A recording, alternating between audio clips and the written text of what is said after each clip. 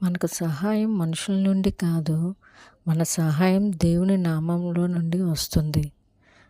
దావీదు శత్రువులచే చుట్టుపట్టబడినప్పుడు తన బలంపై ఆధారపడలేదు, తన పరిచయాలపై ఆధారపడలేదు, కానీ దేవుని నామంను పిలిచాడు.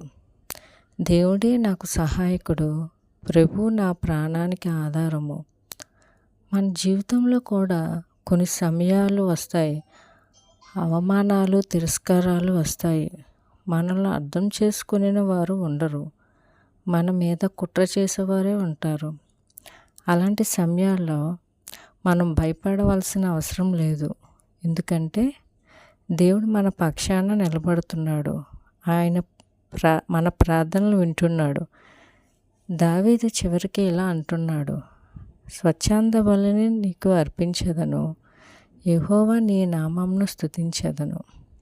అంటే సమస్యల మధ్యలో కూడా స్తుతి, శత్రువుల మధ్యలో కూడా విశ్వాసం, భయాల మధ్యలో కూడా ధైర్యం.